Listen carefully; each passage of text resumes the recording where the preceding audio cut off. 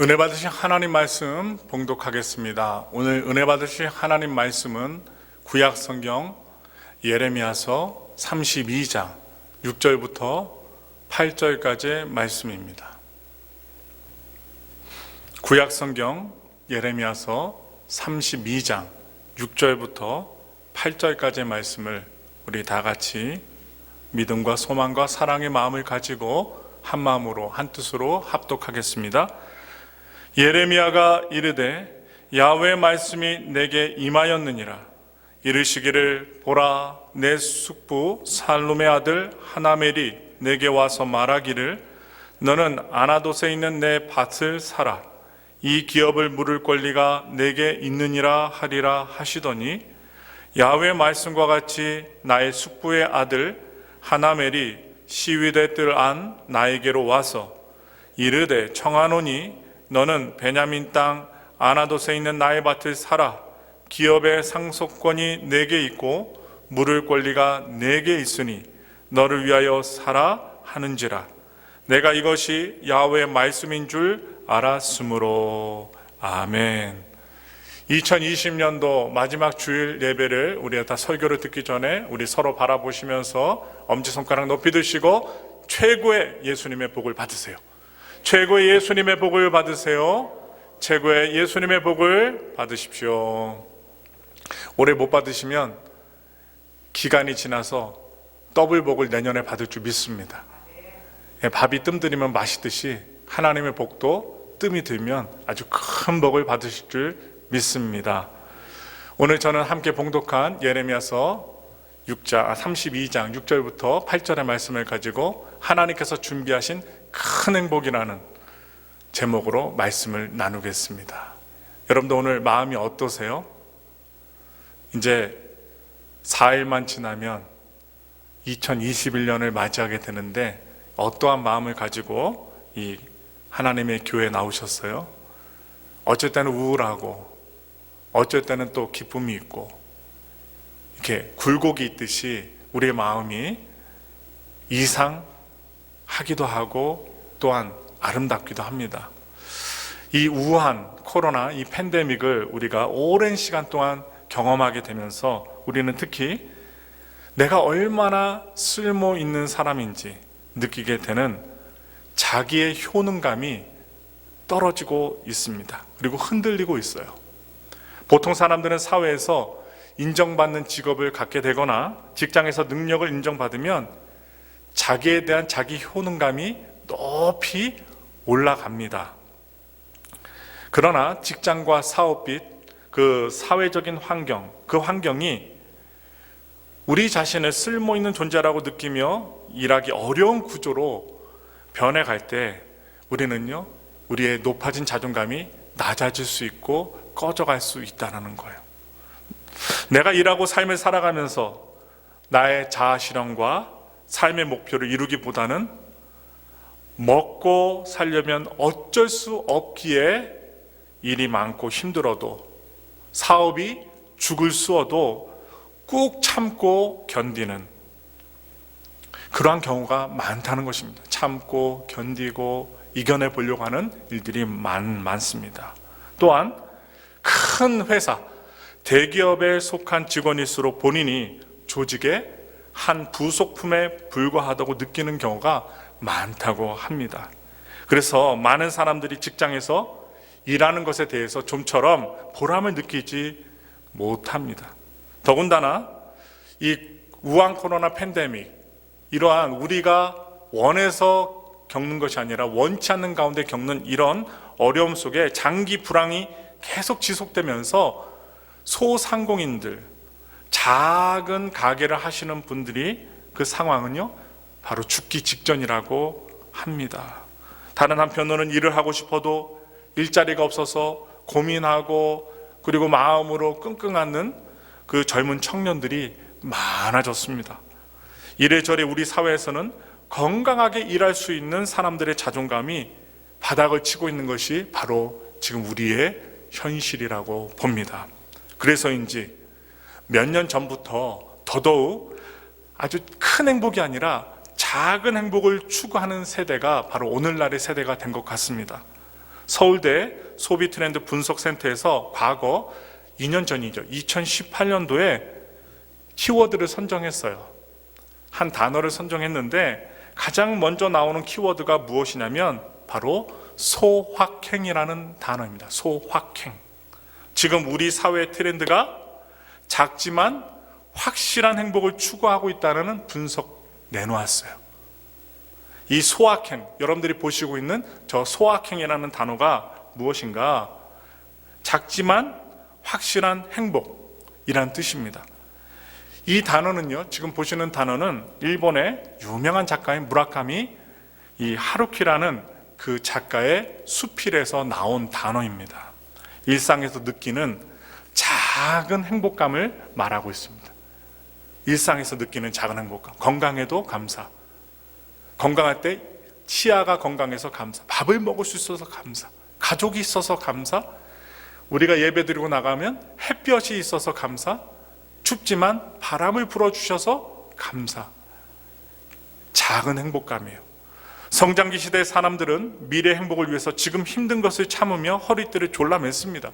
그러나 성장의 속도가 아주 평평해진, 완만해진 요즘 사회에서 사람들은 머나먼 미래보다는 지금 당장 내가 피부 깊숙이 누릴 수 있는 작은 행복에 집중을 한다는 말입니다. 그래서 먼 미래, 이 먼 미래에 내가 뭔가를 이루기 위해 애쓰며 현실의 고통을 참거나 견딘다는 것, 그렇게 견디거나 참기보다는 지금 당장 내 곁에서 누릴 수 있는 아주 작지만 확실한 행복을 사람들은 더 누리기를 원한다는 것입니다. 묻겠습니다. 여러분들, 우리 성도님들은 어느 때 행복을 느끼세요? 한번 생각해 보세요. 여러분들은 어느 때 행복을 느끼십니까? 지금 어떤 행복을 추구하고 계세요? 2021년 이제 대망의 새해를 일주일 남겨놓고 우리가 예배를 드리고 있는데 어떤 행복을 여러분 목표로 하고 추구하고 생각하고 계세요? 행복을 추구하고 싶어도 지금 우한 코로나 팬데믹의 환경이 우리를, 바로 나를 가만히 내버려 두지 않는다고 하소연하고 싶은 분들이 많으실 것입니다. 그냥 말해보세요 하면 이 코로나 때문에 내가 어떻게 해서 고난을 당하고 힘듭니다, 이렇게 줄줄이 사탕으로 얘기하실 분들이 많으실 거예요. 오늘 우리는요, 이 시대를 뛰어넘어 성경 본문으로 돌아가 남유다 백성들의 상황을 살펴보고 예레미야의 상황을 살펴보고자 합니다. 때는 시드기야 왕 재위 10년, 그 10년째 해였습니다. 기원전 587년경이죠. 이때 예루살렘은 바벨론 그 제국에 포위된 지 1년이 지난 상황이었습니다. 포위돼서 1년 동안 지나간 상황이었어요. 성 안에는 먹을 것이 떨어져서 사람들이 굶주렸습니다. 왜냐? 바벨론 제국의 군사들이 이 성을 갖다 둘러 친쳤기 때문에 나갈 수도 없고 들어올 수도 없는 상황이어서 어떻게 됩니까? 먹을 것이 떨어져 사람들이 굶주리고 심지어 아이까지 잡아먹는 아주 비통한 삶에 이르렀던 것입니다. 그래서 그들은 행복하지 않았어요. 불행했다고 생각합니다. 그들은 서로가 쳐다볼 때 인상 팍 쓰고 행복하지 않음을 서로 얼굴에서 느낄 수 있었습니다. 그때 예레미야 선지자는 이런 상황 속에서 눈물을 흘리며 하나님 앞에 탄식을 합니다. 우리 말씀 보겠습니다. 예레미야가 2장 20절부터 21절의 말씀입니다. 읽겠습니다. 야훼여 보시옵소서, 주께서 누구에게 이같이 행하셨는지요? 여인들이 어찌 자기 열매 곧 그들이 낳은 아이들을 먹어오며 제사장들과 선지자들이 어찌 주의 성소에서 죽임을 당하오리까? 늙은이와 젊은이가 다 길바닥에 엎드려져 싸우며 내 처녀들과 내 청년들이 칼에 쓰러졌나이다. 주께서 주의 진노의 날에 죽이시되 긍휼히 여기지 아니하시고 도륙하셨나이다. 아멘. 제가 좀 전에도 말씀드렸지만 지금 본문에 나오죠. 말씀에 나옵니다. 성 안에 먹을 것이 없어요. 얼마나 굶었으면 자신이 낳은 자녀를 잡아먹는 끔찍한 일까지 벌어졌을까요? 사회의 불안은 극에 달했습니다. 자녀까지 잡아먹으니 사회 불안은 극도로 높아졌겠죠. 행복은 제로였습니다. 손에 잡을 수 있는 행복과 조그만 안전이라도 확보하려고 사람들은 혈안이 되었을 것입니다. 어떻게든 버텨보려고, 어떻게든 작은 행복이라고, 안전이라고 추구하려고 애를 썼을 것입니다. 이런 상황에서 예레미야 선지자의 숙부 하나멜이 아나돗에 있는 자신의 밭을 예레미야에게 파는 장면이 나옵니다.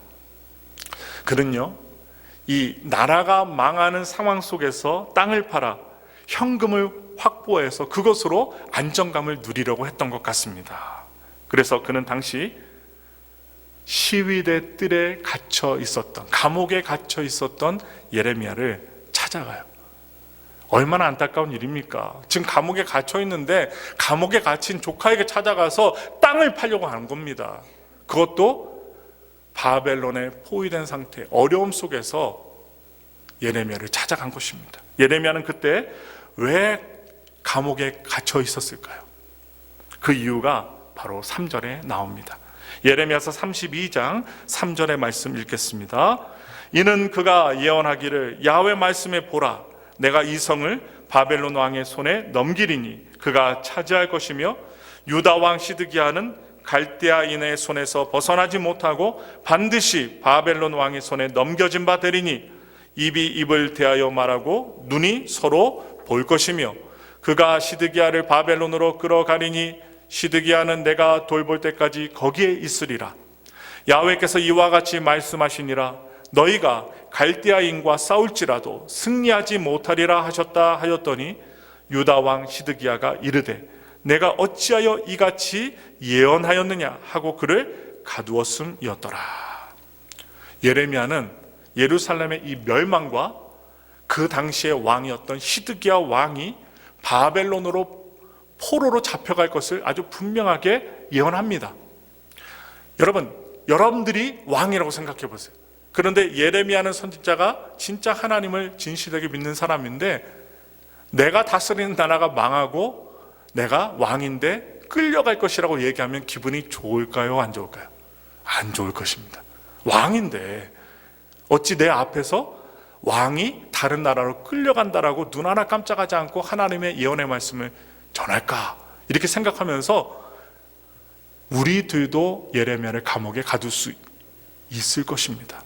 바로 좋은 예언을 하지 못했기 때문에 예레미야가 시위대 뜰 안에 있는 감옥에 갇힌 것입니다. 예레미야는 예루살렘이 멸망할 것이라는 하나님의 말씀을 전했고 멸망은 실제로 그 다음 해인 기원전 586년경에 이루어졌습니다. 하나님의 말씀은 분명하게 이루어집니다. 여러분도 오늘 나가실 때 저와 새 인사하고 말씀을 뽑으실 텐데 하나님의 말씀이 그대로 이루어짐을 믿으시며 또한 신앙생활 하시고 하나님의 말씀에 순종할 수 있는 저와 여러분들 되기를 소원합니다. 이런 상황에서 남유다의 땅을 산다는 것은 무슨 짓일까요? 멍청한 짓이요, 미친 짓이었습니다. 전쟁이 나고 포로로 끌려갈 수 있는 상황에서 땅을 판다, 있을 수 없는 일입니다. 그러나 예레미야는 하나님을 통해 이러한 일이 있을 것에 대해서 미리 알고 있었습니다. 우리가 영적으로 민감하고 하나님의 말씀으로 무장되어 있으면 미리 일어날 일에 대해서도 이 예레미야 선지자와 같이 알 수 있게 된다는 거예요. 그리고 준비할 수 있게 된다는 거예요. 마음으로 또한 생각으로 상황으로도 준비할 수 있습니다. 8절을 보겠습니다. 예레미야서 32장 8절 말씀입니다.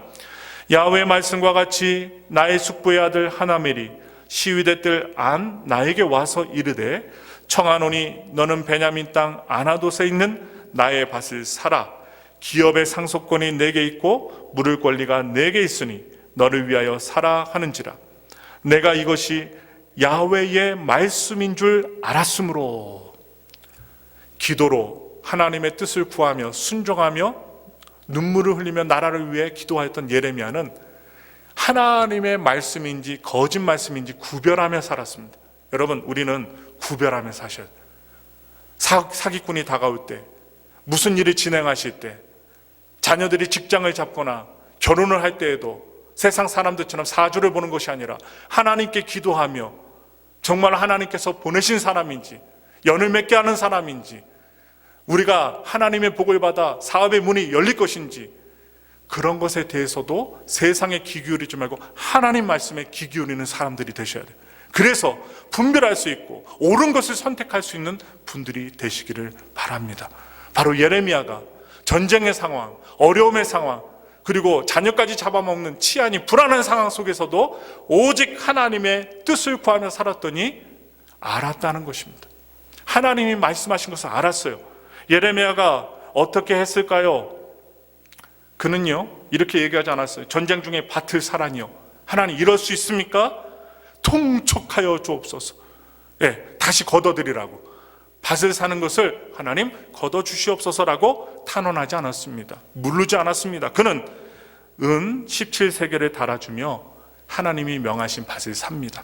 당시 은 17세겔은 그 당시 노동자가 1년 반 동안 노동을 하여야만 모을 수 있는 은이라고 합니다. 은 17세겔. 바로 1년 반 동안 노동자가 모을 수 있는 그 돈 17세겔을, 은 17세겔을 주어서 땅을 삽니다. 그는 두 개의 매매 증서를 작성했어요. 하나님은 그 중에 하나는 토기에 보관하고 다른 하나는 예레미야의 서기관인 바룩에게 주도록 합니다. 두 곳에서 보관을 합니다. 그래서 그것을 토기에 보관하게 하신 이유가 바로 15절 말씀에 나오고 있어요. 예레미야서 32장 15절의 말씀입니다. 만군의 야훼 이스라엘 하나님께서 이와 같이 말씀하시니라. 사람이 이 땅에서 집과 밭과 포도원을 다시 사게 되리라 하셨다 하니라. 이 보관된 매매 증서가 다시 쓰이게 될 날이 반드시 올 것. 그러니까 두 곳에다가 보관해서 없어지지 않게 하시면서 다시 쓰이게 될 날이 반드시 올 것에 대해서 하나님은 말씀하신 것입니다. 따라서 예레미야가 이 어려움 중에 밭을 산 것은 하나의 상징적인 행위의 예언이라고 볼 수 있습니다. 그러므로 예레미야가 이 일을 여러 증인과 시위대 뜰에 있는 유다 사람들 앞에서 진행을 했습니다. 많은 사람들이 보는 앞에서 매매 증서를 작성하고 그리고 보관을 하고 증인들을 세워요. 언제 망할지 모르는 이러한 불안한 상황 속에서 이 일은요, 예루살렘의 미래를 바로 전능하신, 이 세상을 만드신 창조주 하나님께서 보장하신다는 하나의 강력한 상징적인 행위였던 것입니다. 이처럼 예레미야가 전쟁의 난리 가운데 밭을 구입했다는 소식은 예루살렘 사람들에게 아주 급속도로 소문이 퍼져 나갔을 것입니다. 예레미야는요, 비록 하나님의 명령 때문에 밭을 사긴 했지만, 명령 때문에 샀어요? 마음은 좋지 않았을 것입니다. 더구나 그는 예루살렘이 몇 년 뒤에 회복될 것이라는 것을 선포했어요. 바로 70년 뒤에 회복되리라고 선포했던 선지자였습니다. 70년 뒤입니다. 예레미야는 매매를 마치고 기도했습니다. 바로 하나님께 기도했어요. 예레미야서 32장 17절의 말씀입니다. 예레미야의 심정을 갖고 읽겠습니다. 슬프도소이다. 주 야훼여, 주께서 큰 능력과 표심팔로 천지를 지으셨사오니 주에게는 할 수 없는 일이 없으시니이다. 예레미야는 슬픈 감정이 앞섰습니다. 왜 하나님 나에게 이런 일을 시키세요?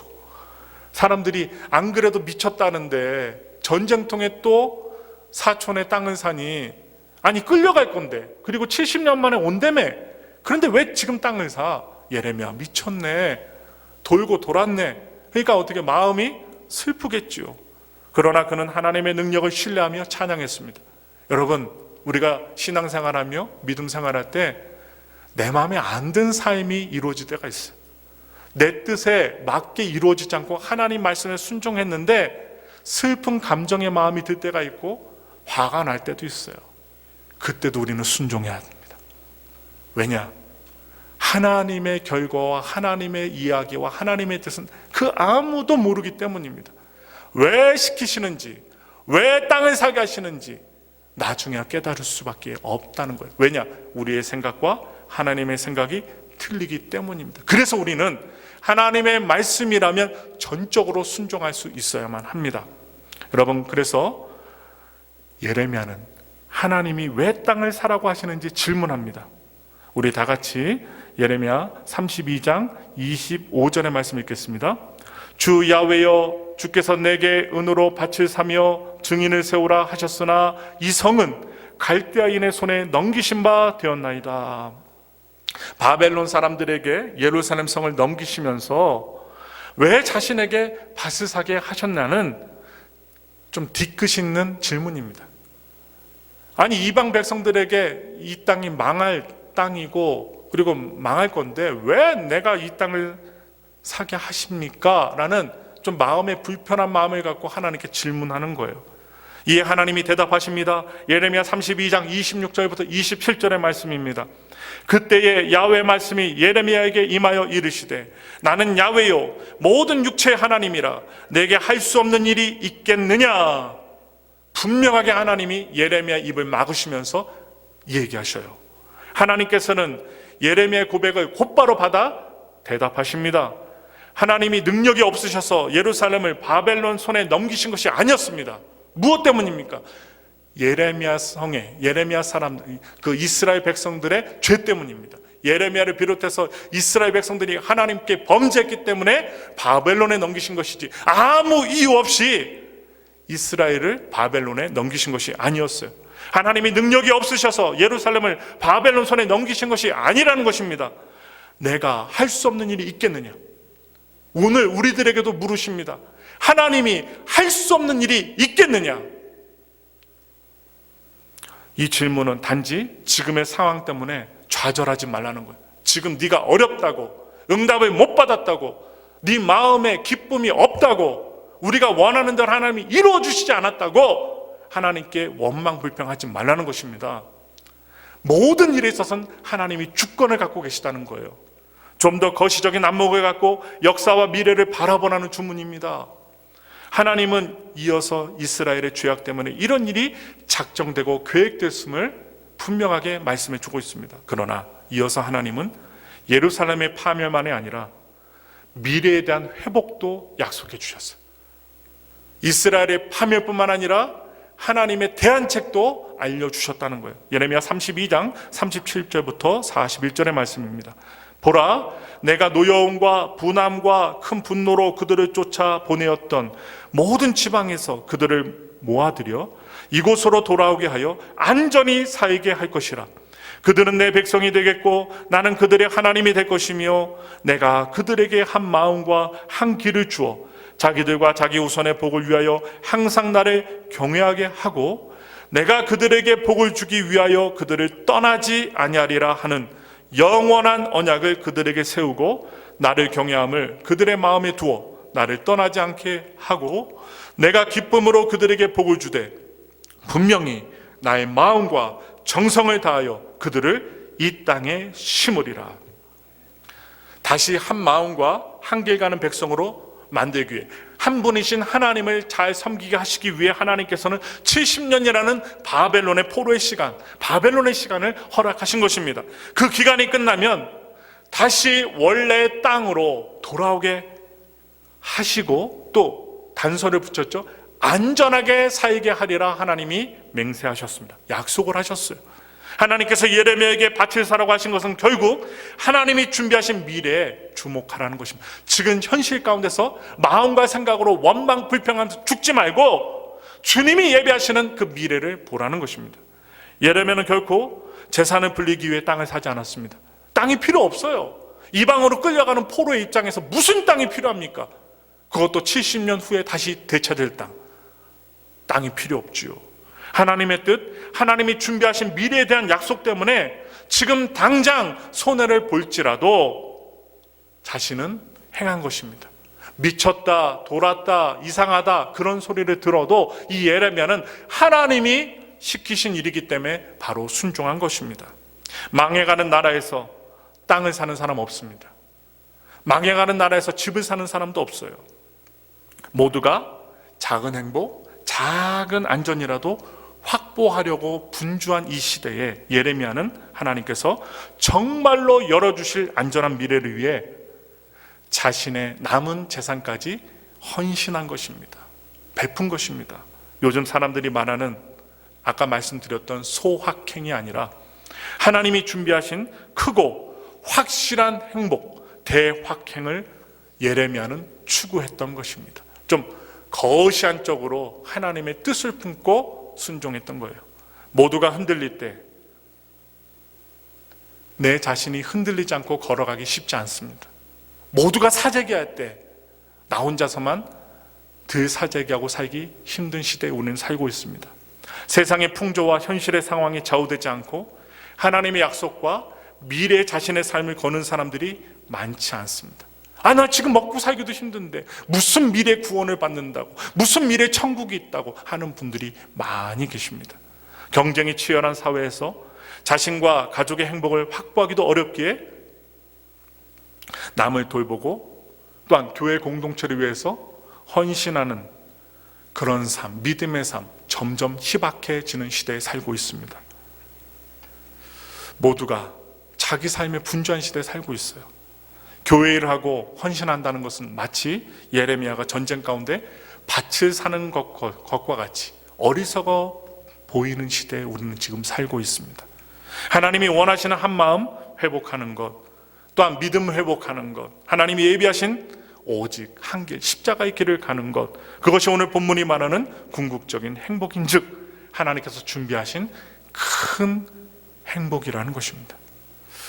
하나님은 하나님 경외하기를 회복하는 백성들에게 내가 그들에게 복을 주기 위하여 그들을 떠나지 아니하리라, 그렇게 약속하셨어요. 여러분들이 어떠한 상황에 있든지 하나님은 그들에게 복을 주기 위하여 떠나지 않으신다는 메시지를 주셨습니다. 세상이 약속하는 작은 행복을 확보하느라 하나님이 준비하신 큰 행복을 찾지 않은 인생이 아니라 하나님의 큰 뜻을 붙고 또한 먼 미래를 바라보며 하나님의 큰 행복을 기대하며 살아갈 수 있는 믿음 있는 성도들이 되기를 바라면서 모든 육체의 하나님, 할 수 없는 일이 없으신 하나님을 주목해 보세요. 올해까지 힘들었지만요, 뒤돌아보면 감사합니다. 그럼 아침에 일어나셨을 때 내가 눈 뜨고 있음에 감사드려요. 지금 더 기도하고 있습니다. 영국에서는 지금 이 코로나 바이러스가 변종된 바이러스가 나타나서 지금 아주 또 극박한 위기 속에 있어요. 아니, 지금 코로나 백신이 나와서 맞으려고 하는데 변종 바이러스가 또 나왔대요. 참 하나님을 의지할 수밖에 없고 기도할 수밖에 없는 삶입니다. 내년에도 어떠한 일이 일어날지 모르는 상황 속에서 우리는 무엇을 추구해야 될까요? 작은 것의 행복을 느끼는 것도 중요하지만 하나님께서 할 수 없는 일이 무엇이 있겠느냐 우리 생각하시면서 나에게도 고통과 어려움이 있지만 대확행, 나에게 큰 것을 주시고 또한 영적인 생활, 신앙생활, 육적인 생활까지도 통틀어서 하나님께서 우리를 안전하게 하시고 또한 돌아오게 하시고 또한 지켜주실 하나님의 능력을 바라보시면서 거기에서 큰 행복을 누리시고 또한 열매 맺을 수 있는 우리 모두가 되기를 예수님의 이름으로 축원합니다. 하나님을 전적으로 믿으십시오. 하나님의 회복은 옵니다. 하나님의 응답은 반드시 올 것입니다. 기도하겠습니다.